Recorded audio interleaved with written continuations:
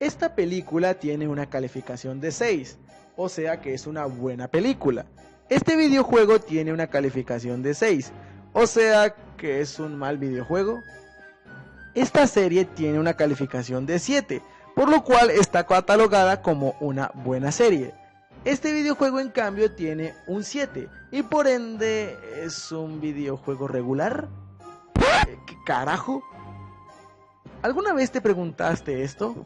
¿Fuiste a una página de reviews para ver cómo le había ido a un videojuego que te llamaba la atención y descubrir que tenía una calificación de 7?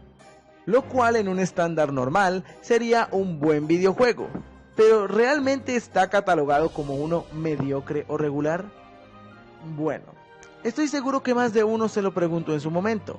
Más de uno se dijo a sí mismo, ¿por qué una película, serie o documental tiene promedios de calificación diferentes a los videojuegos? ¿Es una conspiración? ¿Es que la prensa está comprada? ¿Será este el fin del Hombre Araña? Bueno, para explicarte un poco más detalladamente hice este video, en el que te voy a mostrar las razones del por qué los videojuegos tienen estándares de calificación más altos que otros medios de entretenimiento. Sin más que decir, empecemos. Bien, para empezar te he de decir que un videojuego tiene 3 escalas de calificación. Todo lo que esté por debajo del 5 de 10 o debajo de los 50 puntos de Metacritic es considerado un juego malo.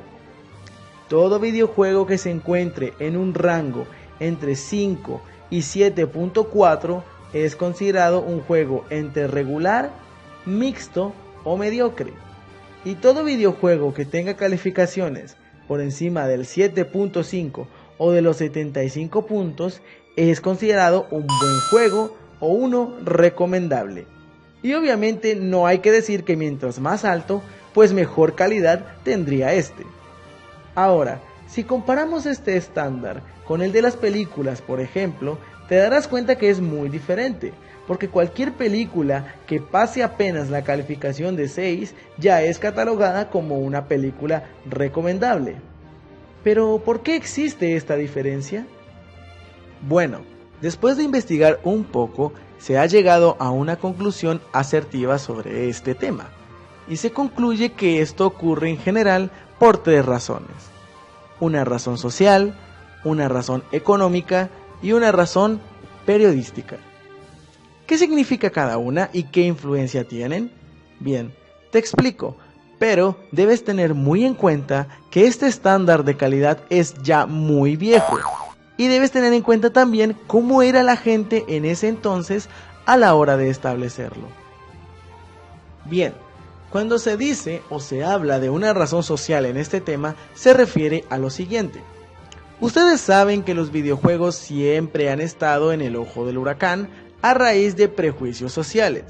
Siempre que hay un desastre o algún accidente, los videojuegos siempre terminan siendo de alguna forma el chivo expiatorio. Pues bien, a raíz de eso se estableció que los videojuegos tuvieran un estándar de calidad más alto para que la gente supiera que era bueno consumir en su momento. No se creyó conveniente tampoco que juegos con calificaciones 6 de 10 fueran considerados recomendables para hacer que la gente pensara que los videojuegos no eran dañinos. Porque aunque tú no lo creas, hubo un tiempo y habían reseñas en aquellas épocas donde variaban sus calificaciones dependiendo de los grados de violencia, desnudos, drogas y demás temas adultos.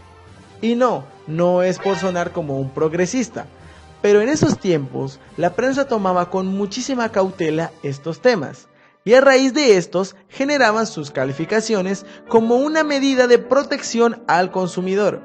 Y aunque es cierto que la medida no duró mucho, y actualmente se pasan por el forro los temas delicados, Fatality. Fue una de las razones de peso que en su momento generaron que el estándar de calificación se quedara tal y como lo conocemos. Segundo, y posiblemente la razón más importante, la razón económica. ¿A qué me refiero con esto?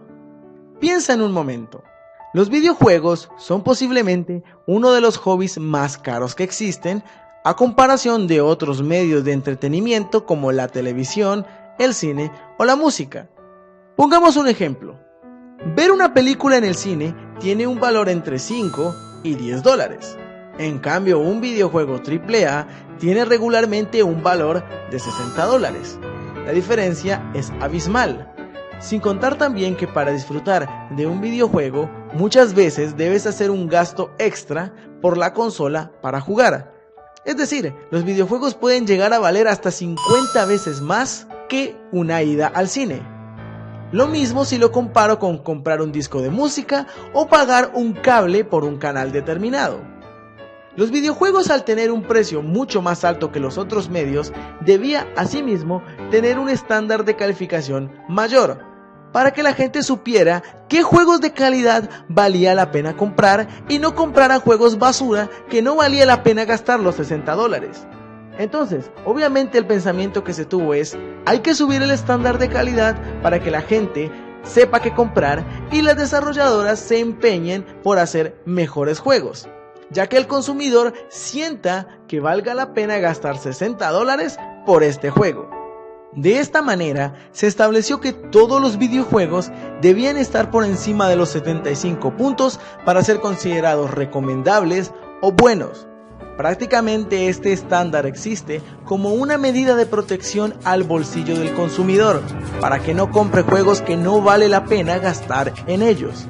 Y aunque obviamente lo que cada uno compre es cosa de cada quien, de todas maneras se determinó que esta es la razón más importante y a la vez más entendible del por qué el estándar es diferente en los videojuegos. Bien, y la última razón de este estándar es la razón periodística, y se explica muy fácilmente. Cuando el estándar empezaba a formarse, existían muy pocas revistas de videojuegos que hicieran reseñas de estos. Y se pensó que el estándar sería el más adecuado porque al haber un número tan pequeño de reseñas y de revistas, la calificación sería más acertada, ya que no habría tanta disparidad en las opiniones de diferentes grupos de la prensa.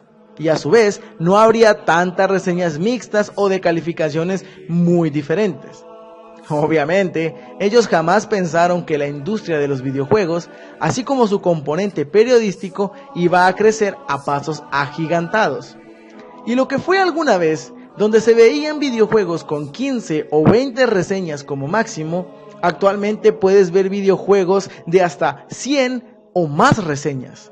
Lo que genera en cierta forma disparidad en la calificación final, en algunos casos obviamente, cosa que se quería evitar con este estándar.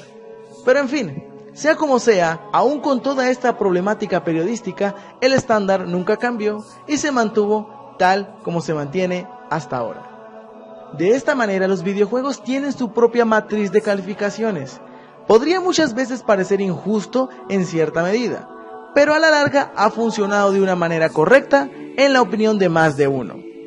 Y sea como sea, parece que el estándar llegó para quedarse.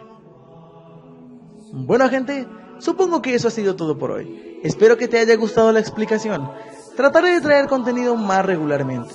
No olvides dejar tu opinión en los comentarios y yo me despido. Nos vemos en la próxima.